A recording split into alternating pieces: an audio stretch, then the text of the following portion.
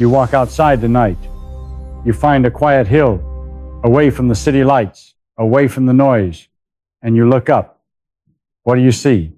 You see darkness. You see a vast, deep, velvety black ocean punctuated by tiny pinpricks of light we call stars. It is beautiful, it is poetic, and if you trust your intuition, it makes perfect sense. The sun is down, so it is dark. Simple. But I am here to tell you that your intuition is wrong.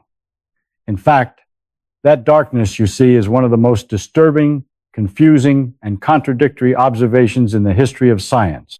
If the universe were the way we thought it was for 2,000 years, if it were the way Isaac Newton thought it was, the sky should not be black. It should be white. I don't mean it should be a little bit brighter. I mean that every point in the sky, every single pixel of your vision, no matter where you look, should be blazing with the intensity of the surface of the sun.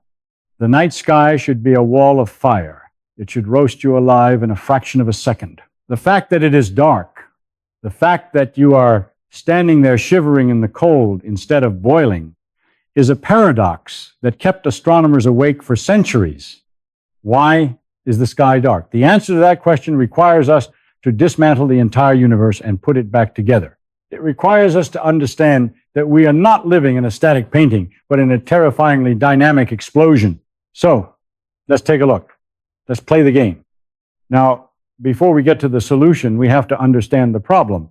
Why on earth would I say the sky should be bright? That sounds ridiculous. You look up, the stars are tiny. There is a lot of empty space between them. It's obvious why it's dark, isn't it? Well, let's think about it. Let's use our imagination, not equations. Suppose you are in the middle of a very thick forest, a limitless forest, trees everywhere. You look around. What do you see? You see tree trunks. Now, look further. Between those trunks, you see more trunks. And between those, even further away, more trunks. If the forest goes on forever, no matter where you look, your line of sight will eventually hit a tree. You might have to look very far, but eventually, thwack, you hit wood. If the forest is infinite, you cannot see the sky. You only see a wall of wood. Now, replace the trees with stars. If the universe is infinite in size, and if stars are scattered roughly evenly throughout it, and if the universe has existed forever, then every line of sight from your eye must eventually end on the surface of a star. Every single one. You look at a patch of dark sky? No, you just aren't looking far enough. If you waited for the light to get here, or if you had a telescope strong enough, you would find a star there. Therefore, the whole sky should be covered in star surfaces. And since a star is hot and bright, the whole sky should be as bright as the sun. You might say, wait a minute, Richard. The stars that are far away are dimmer. They aren't as bright as the sun because of the distance. That is a very sensible objection. It sounds right. But let's check it. Let's be honest with the geometry. Yes, the light from a single star drops off. We know this rule. If you move a star twice as far away, it looks 1/4 as bright. It's the inverse square law. The light spreads out over a sphere, and the surface area of a sphere grows as the square of the radius. So the light gets thinner, it gets weaker. But here is the trick. Here is where nature plays a joke on us. While the individual star gets dimmer, the number of stars increases. Imagine a shell, a hollow ball around the Earth at a certain distance. Let's say it has a thickness of 1 billion miles. We count the stars in that shell. Now, imagine a second shell twice as far away with the same thickness. Because it is twice as far out, the surface area of that shell is 4 times bigger. If the stars are scattered evenly, there will be 4 times as many stars in that second shell. Do you see what happens? The stars in the second shell are 4 times dimmer individually, but there are 4 times as many of them. The total amount of light coming from that shell is exactly the same as the first shell.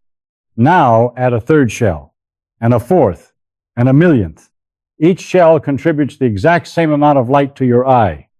And if the universe is infinite, if there are infinite shells, you have to add up infinite amounts of light. The sum is infinite. Or, practically speaking, it stops when the sky is solid light. So, the dimness argument fails. It doesn't save us. The math cancels out perfectly. It's like a conspiracy of geometry. This creates a serious crisis because Look around you. It is dark. So one of our assumptions must be wrong. Which one? Is the universe not infinite in space? Maybe. Is there an edge? A wall where the stars stop? That seems unlikely. Nature rarely builds brick walls in the middle of nowhere. Are the stars not distributed evenly? Maybe they are, clumped. But we look out with telescopes, and on the large scale, it looks pretty mushy and uniform. There is another possibility. People used to think, maybe there is dust out there. Maybe there are dark clouds blocking the light from the distant stars. You know, like smog in Los Angeles. If there is enough dust, it would absorb the light, right? No, that doesn't work either. This is thermodynamics. If you have a cloud of dust and you shine infinite light on it, the dust will heat up. It will get hotter and hotter until it glows just as bright as the stars behind it. The dust would become a light source. You cannot hide energy. You can only move it around. So the dust explanation is out. So we are stuck. We are stuck with a paradox that suggests we shouldn't exist. This brings us to something very deep about science. When you find a paradox, when you find a contradiction between your logic and your observation, that is the moment you should get excited. That is where the treasure is buried. That is nature telling you you are missing a piece of the puzzle. The piece of the puzzle we are missing is time.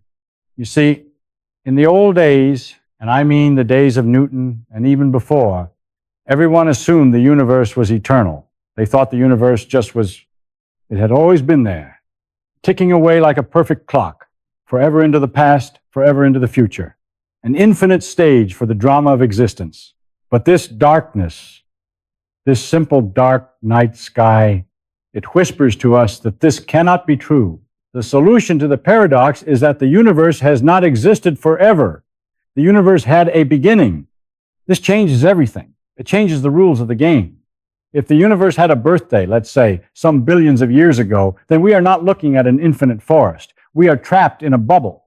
Light travels fast. It travels at a speed of 186,000 miles a second. That is very fast.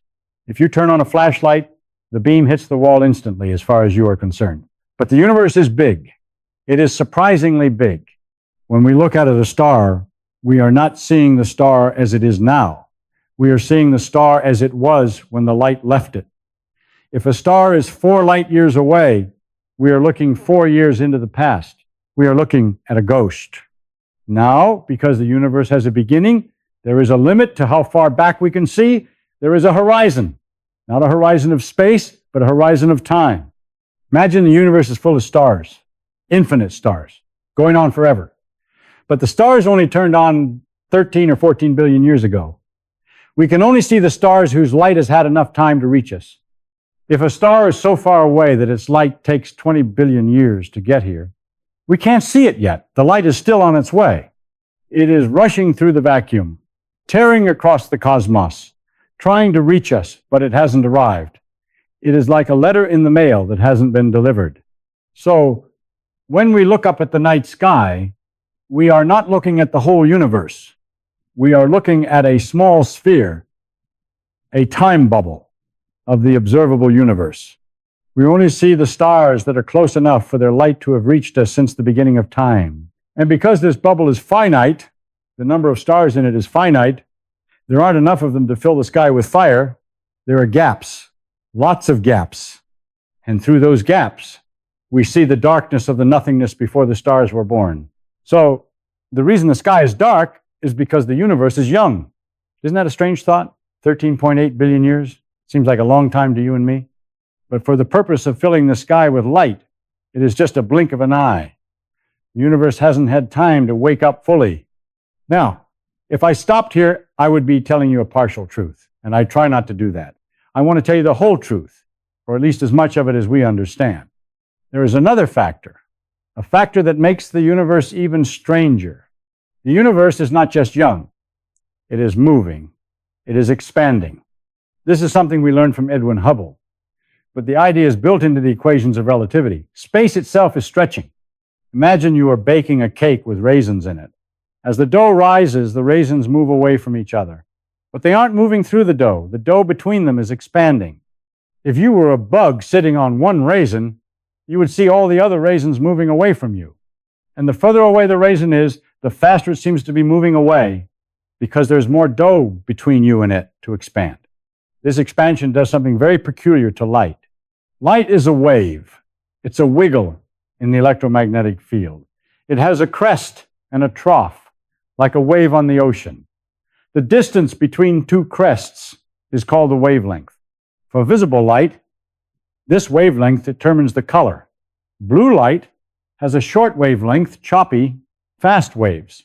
Red light has a long wavelength, lazy, rolling waves.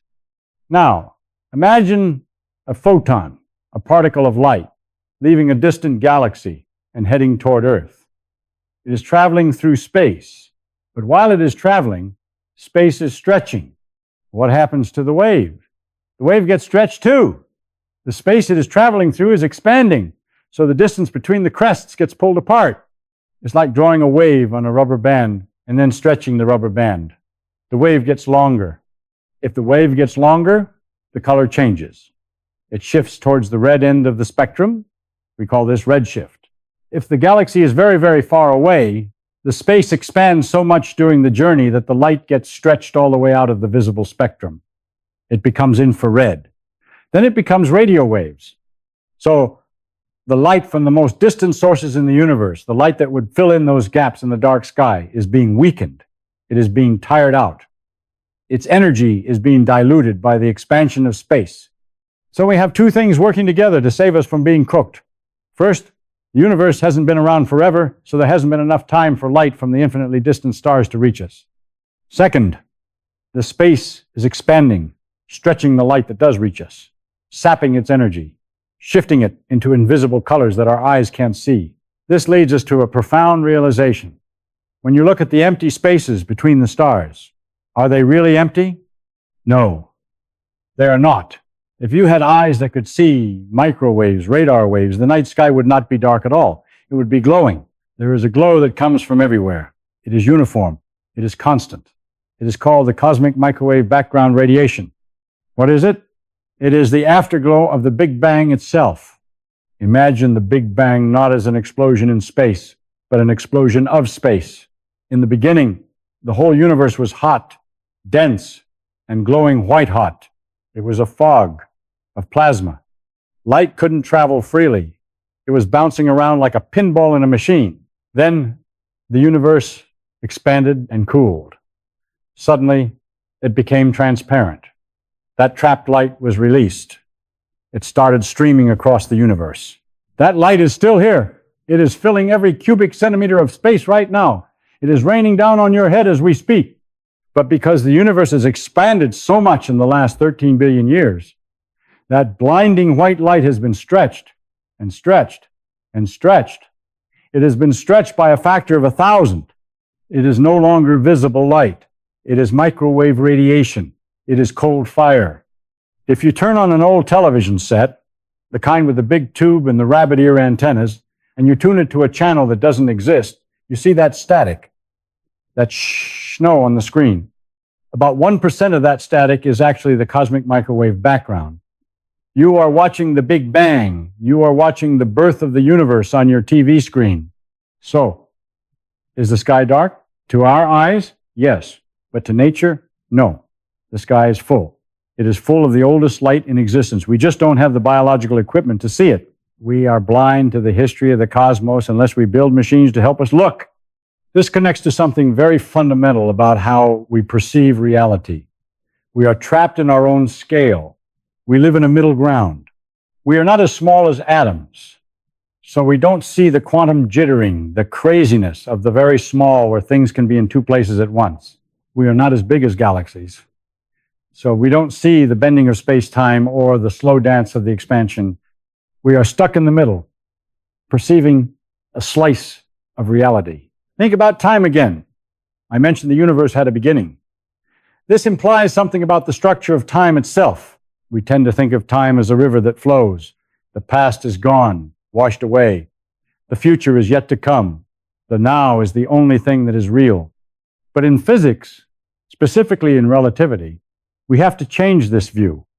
We have to think of space-time as a block, like a giant sausage.